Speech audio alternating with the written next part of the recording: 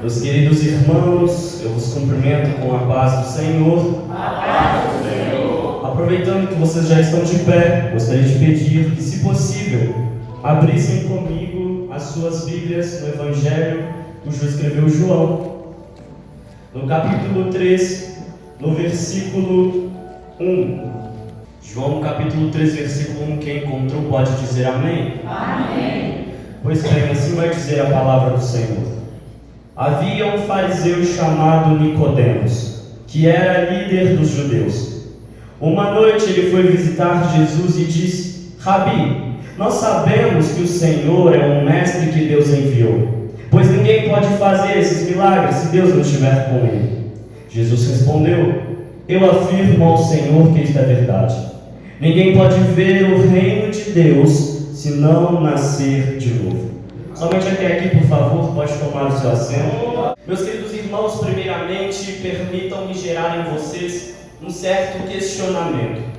No último capítulo, no último versículo do Evangelho cujo escreveu João, no capítulo 21, no versículo 25, João ele diz que ainda há muitas outras coisas que Jesus fez.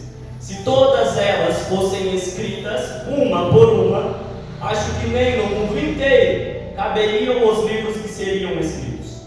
Então deixe-me fazer uma pergunta para cada um de vocês. Isso significa que João ele foi seletivo, que ele selecionou o que escreveria sim ou não?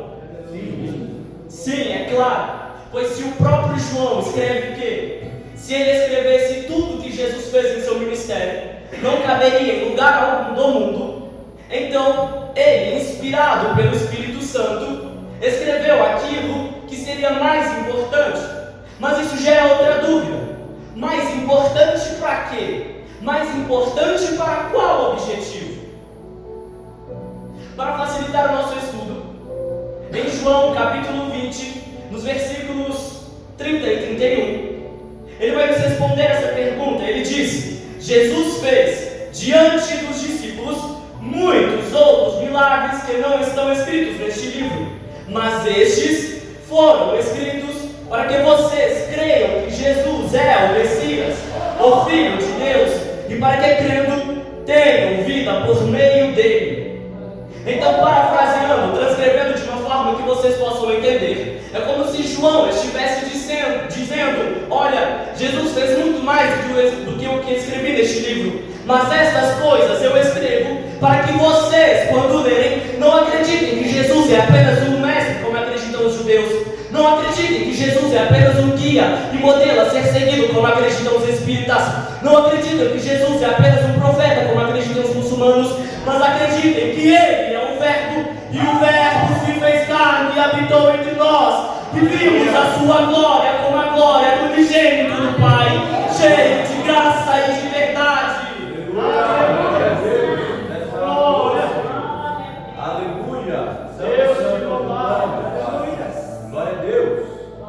Então, agora que sabemos o propósito do porquê João escreve esse livro, é necessário que todo o texto que nós lermos em seu Evangelho, nós lemos com esta lente. Que lente? A lente de que João escreve seu Evangelho para que você, quando leia, creia que Jesus é o verdadeiro Cristo e receba a vida por meio dele. Entendido isso, igreja? Amém. Então, eu gostaria de voltar ao capítulo base da minha pregação. Na verdade, um capítulo anterior ao que lemos, no capítulo de número 2. E eu gostaria de destacar especificamente os 3 últimos versículos, o 23, o 24 e o 25. Meus irmãos, eu gosto de pregar a palavra, então eu aconselho a vocês que deixem sua Bíblia aberta, porque eu vou estar vendo bastante os textos. Pois bem, no Evangelho de João, no capítulo 2, no versículo 23, a Bíblia diz que quando Jesus estava em Jerusalém, durante a festa da Páscoa, muitos creram nele, porque viram os milagres que ele fazia. Este versículo ele é bem autoexplicativo. Jesus estava no lugar mais importante para o povo judeu, durante o tempo mais importante. Então ele estava na cidade de Jerusalém durante a festa da Páscoa. E é naturalmente, Jesus, como em todo o seu ministério, ele realizava milagres. E naturalmente, os seus milagres chamavam a atenção do povo. Mas o centro deste versículo, o ponto principal, o ponto central, é que João quer destacar, muitos creram nele, porque viram os milagres que ele fazia. Presbítero Samuel, por favor, me responda uma pergunta. É bom que as pessoas creiam em Jesus? É algo maravilhoso. Mas, quando nós lemos o versículo 24, a Bíblia vai dizer que, mas Jesus não confiava neles, pois os conhecia muito bem, e ninguém precisava falar com ele sobre qualquer pessoa, pois ele sabia o que cada pessoa pensava. Então, pera lá, tem algo de errado. A Bíblia nos conta que essas pessoas, elas creram em Jesus, mas agora Jesus fala que não confiava nessas pessoas. O que há de errado nisso? A resposta deste problema está no próprio texto. As pessoas, muitos creram nele, porque viram os milagres.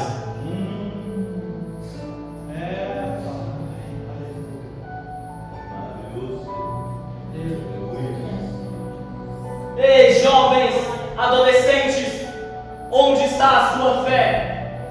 Onde vocês têm colocado a sua fé? Vocês têm colocado a sua fé em Cristo? Ou vocês têm colocado a sua fé nos milagres? Porque muitos desta geração não estão atrás de relacionamento. Muitos dessa geração não estão atrás de constância. Muitos dessa geração não estão atrás de vida com Deus. Muitos dessa geração buscam movimento. Muitos dessa geração buscam milagres. Muitos dessa geração buscam multidões, mas não buscam a constância com Jesus, mas não buscam a vida com Cristo.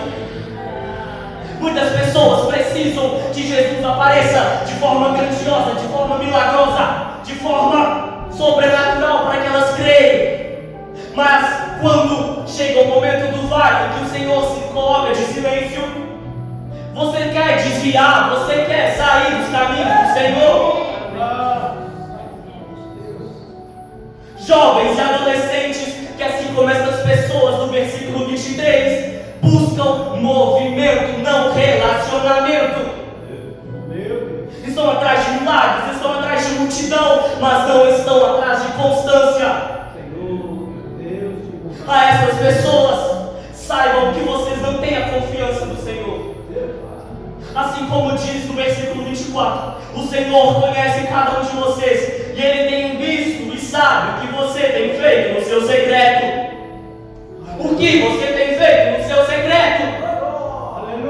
O que você tem feito quando você está na escola e ninguém te vê? O que você tem feito quando você está no seu trabalho? Você não vai ter que prestar contas com pastores, você não vai ter que prestar conta com seus pais, você vai ter que prestar contas com Deus.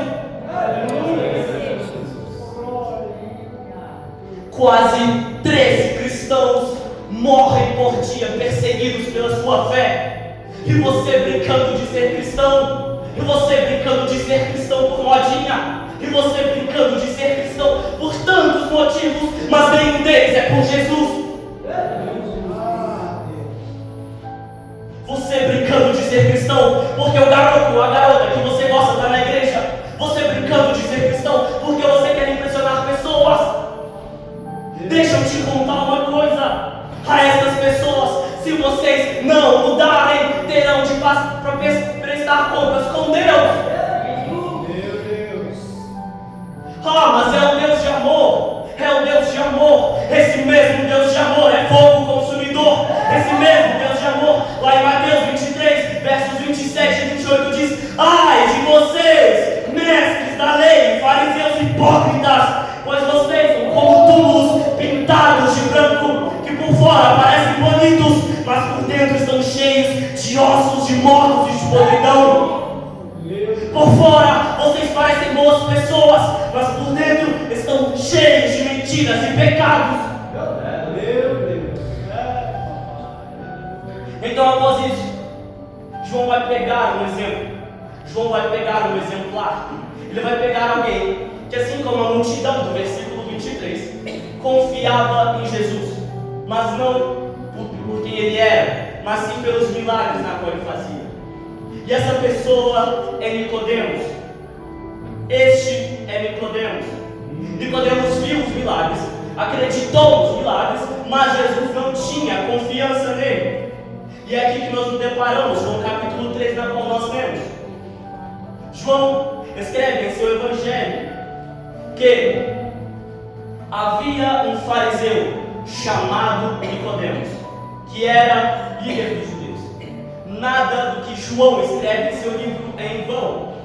Então, por que João ele apresenta dessa forma? Pense bem comigo. Em João capítulo 3, versículo 1, João ele começa construindo uma escada. Ele faz uma escala. Como assim? João nos apresenta 3 degraus. O primeiro, havia um fariseu chamado Nicodemos. Em outras versões vai dizer, havia entre os fariseus um homem. É a primeira escada, o primeiro degrau. Ou seja, o que homem quer dizer aqui? Significa que homem é o mesmo para pessoa, homem é o mesmo para ser humano. Então havia entre os fariseus uma pessoa, havia entre os fariseus um ser humano. Esse é o primeiro degrau. Qual é o segundo? Um fariseu. Havia entre os fariseus. Esse é o segundo degrau. Mas João, o que são os fariseus? Os fariseus, eles eram um grupo religioso formado por judeus. Eles tinham poder político e religioso.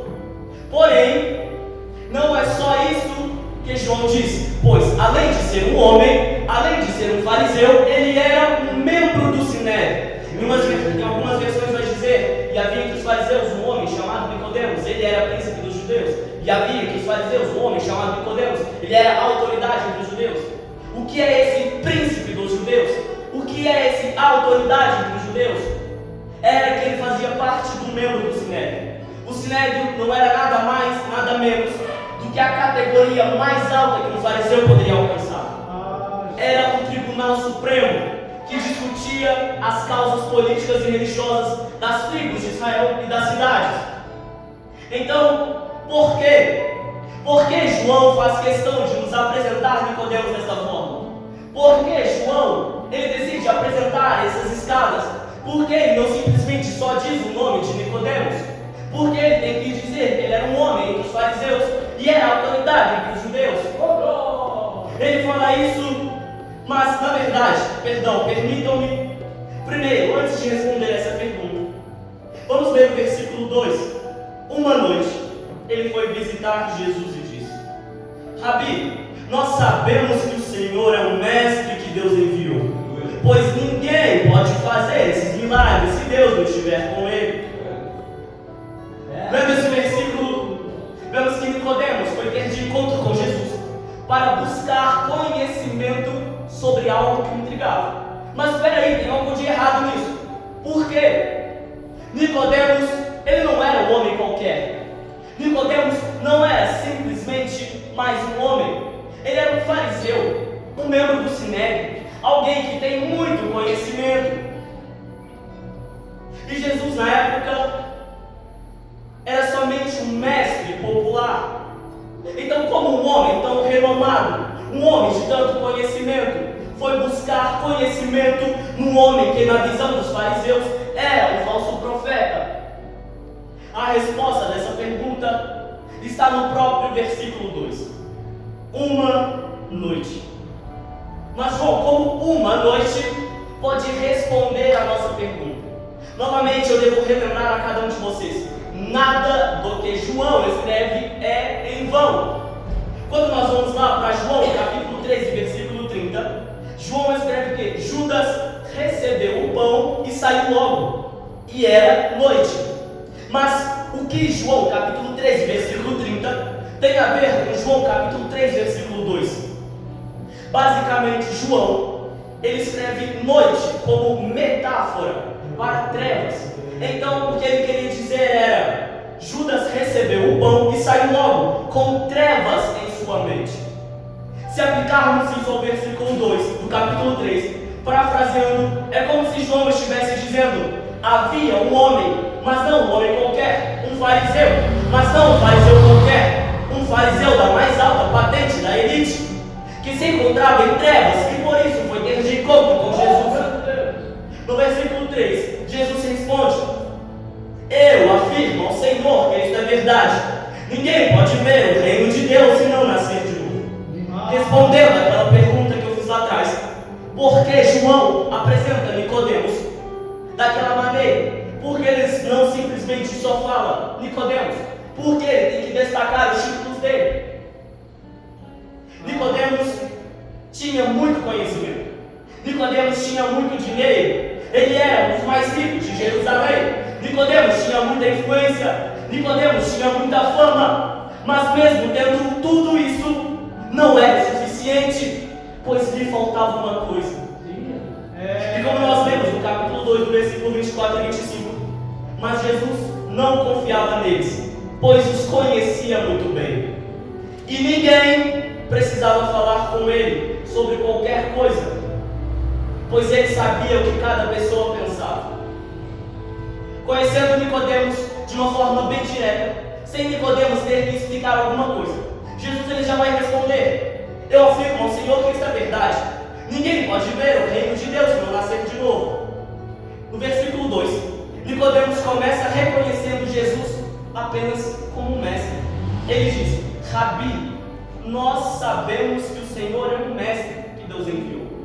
Então, parafraseando a resposta de Jesus no versículo 3, é como se Jesus estivesse dizendo para Nicodemos o seguinte: ei, jovem, adolescente, você vem na igreja de domingo a domingo? Parabéns! Você coloca versículo na Bíblia no Instagram? Parabéns! Você posta stories que você está fazendo devocional e que você está vindo na igreja? Parabéns! Mas, enquanto você me reconhecer apenas como um mestre, não como o Senhor e Deus da sua vida, você não vai poder ver o reino dos céus. Nicodemos, você conhece muito a Bíblia? Conheço, mas o que torna você salvo não é conhecer, é viver aquilo que você conhece. Então eu pergunto para você, jovem, adolescente, você tem reconhecido Jesus como Deus e Senhor da sua vida ou apenas como mestre? Então, após isso, após a resposta de Jesus, Nicodemos vai fazer uma pergunta muito válida. Ele não vai entender. Como um homem pode nascer de novo? Ele responde para Jesus: como é que um homem velho pode nascer de novo? Será que ele pode voltar para a barriga da sua mãe e nascer outra vez? Jesus disse: eu afirmo ao Senhor que isso é verdade. Ninguém pode entrar no reino de Deus se não nascer da água e do Espírito. Mas afinal, o que é nascer da água? O que é nascer do Espírito? Quando Jesus fala nascer da água, ele não está falando de batismo nas águas, ele está falando do nascimento humano. Quando você sai da barriga da sua mãe, isso é o nascer nas águas. E é algo lógico, como alguém que não nasce das águas pode entrar no reino de Deus? É lógica, como alguém pode entrar no reino de Deus sem primeiro ter nascido? Porém, para entrar no reino de Deus, é necessário nascer das águas, mas também do Espírito. E Jesus, ele reforça essa ideia no versículo 6. Quem nasce de pais humanos é um ser de natureza humana. Quem nasce do Espírito é um ser de natureza espiritual. Paulo escreve sobre isso lá em Romanos, capítulo 3, versículo 23. Ele escreve: todos pecaram e estão afastados da presença gloriosa de Deus, mas pela sua graça e sem exigir nada, Deus aceita todos por meio de Cristo Jesus que os salva. E Jesus ainda diz no versículo 8: o vento sopra onde quer e ouve-se o barulho que ele faz, mas não se sabe de onde ele vem, nem para onde vai. A mesma coisa acontece com todos que nascem do Espírito. O que Jesus quer dizer aqui? O que Jesus quer dizer é: assim como o vento é invisível, quem nasce do espírito não apresenta transformações visíveis, mas os frutos dessa pessoa são transformados. Ou seja, você sabe, não pela aparência que a pessoa foi transformada e nasceu do espírito, mas você sabe através dos frutos e atitudes dessa pessoa. Aleluia. Ou seja, diz que é cristão, mas continua fofocando, não nasceu de novo. Diz que é cristão, mas continua mentindo, não nasceu de novo. Diz que é cristão, mas continua falando palavrão, não nasceu de novo. Diz que é cristão, mas continua caindo naquele pecado sempre, não nasceu de novo. Nascer de novo envolve transformação. Nascer de novo gera mudança.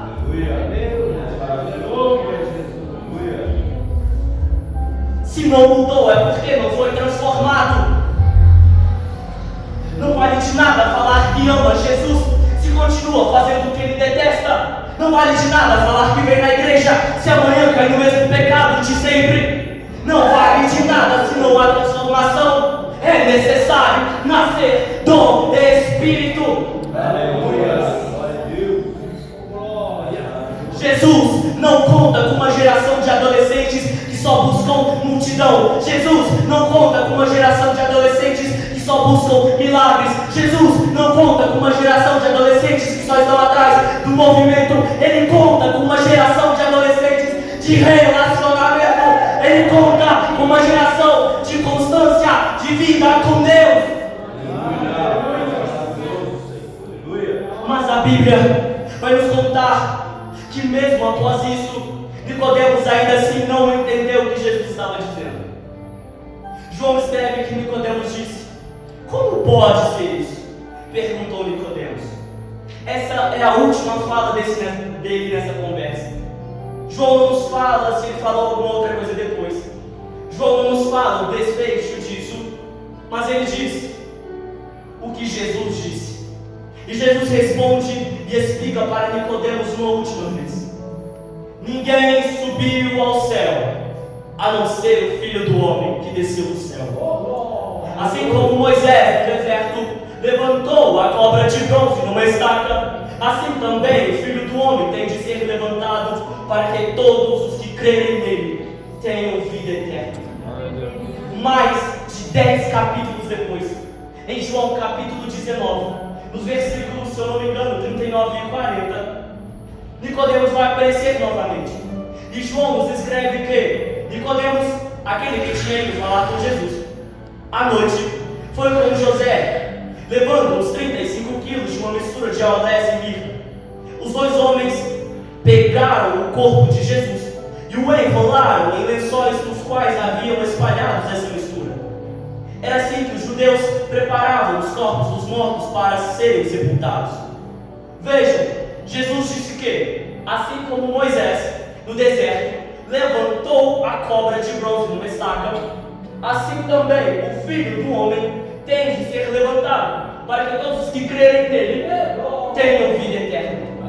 E da mesma forma, Nicodemos, aquele que se encontrava em trevas, ao olhar para a cruz e ver o Filho do Homem levantado, aonde havia trevas surgiu luz, onde havia morte surgiu vida. Ele não tinha entendido naquele momento, mas ao ver o Filho do Homem levantado, ele foi transformado. Glória a Deus. Coloque-se de pé, por favor. Em João capítulo 1, versículos 4 e 5, ele escreve que a palavra era a fonte da vida, e essa vida trouxe a luz para todas as pessoas. A luz brilha na escuridão, e a escuridão não conseguiu apagá-la. Nicodemos, o homem em trevas, tinha tanto, tinha muito, mas nada importava, pois ele não estava satisfeito. Mas ele olhou para a luz que estava na cruz, e ao olhar, ele tocou em seu coração, e ele foi transformado. Onde havia morte, hoje há vida. Onde havia trevas, hoje há luz. O Senhor é a luz. Ele diz: eu sou a luz do mundo, eu sou o pão da vida, eu sou o caminho. É Ele, é tudo sobre Ele.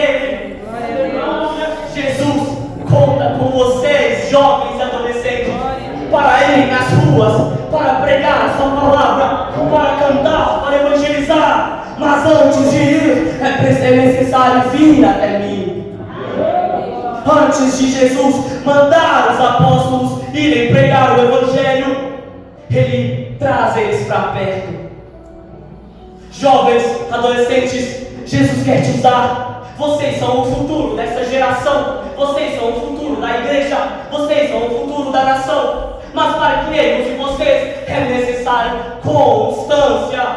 É necessário relacionamento. Uma vida onde eu só digo que amo Jesus não vale, pois são palavras vazias e palavras caem no esquecimento. Jesus conta com cada um de vocês. Ele deu talentos, Ele deu dons para pregar, para cantar. Mas vocês precisam ser transformados. Assim como Paulo saiu de perseguidor a apóstolo, assim como Nicodemos era um homem em trevas e se tornou um homem na luz, assim Jesus conta com vocês. Sejam transformados, busquem ser transformados. Se render aos pés de Cristo, se render aos pés da cruz e falar: Senhor, eu sou um pobre e miserável pecador, mas pela sua graça, não é pelo meu mérito, não é pelo meu esforço. Se eu continuo respirando, se eu continuo andando, se eu continuo falando, é porque Ele me mantém de pé, é porque Ele permite, é por causa dEle, é pra Ele, por Ele são todas